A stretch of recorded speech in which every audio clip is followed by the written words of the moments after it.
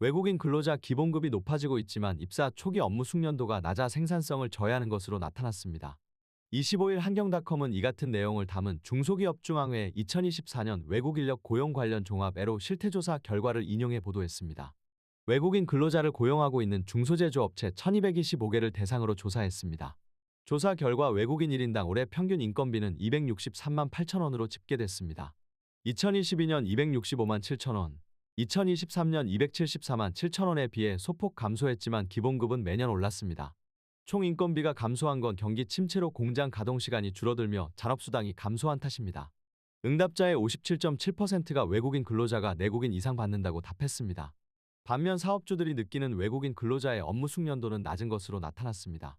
내국인의 생산성을 100으로 가정했을 때 입사 3개월 미만의 외국인 근로자 생산성은 내국인의 55.8% 수준에 불과한 것으로 조사됐습니다. 응답자 전원은 낮은 생산성으로 인해 외국인 근로자에 대한 수습기간이 필요하다고 답했습니다. 수습기간은 3.7개월이 적당한 것으로 나타났습니다. 외국인 근로자의 낮은 생산성에 대한 주요 원인으로는 부족한 한국어 능력이 꼽혔습니다.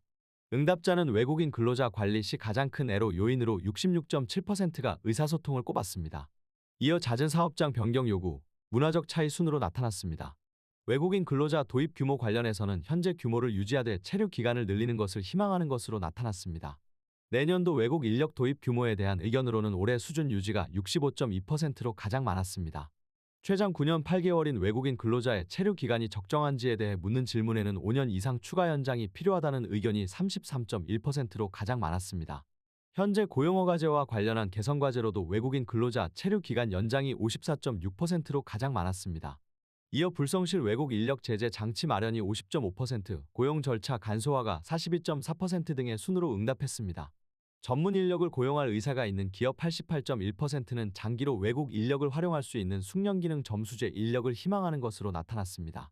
이명로 중소기업중앙회 인력정책본부장은 외국인 근로자의 부족한 한국어 능력이 중소제조업체의 낮은 생산성의 원인이 되고 있다는 점을 이번 조사로 확인할 수 있었다며 외국인 근로자 입국 전에 한국어 소통 능력을 높이는 교육이 꼭 필요하다고 말했습니다.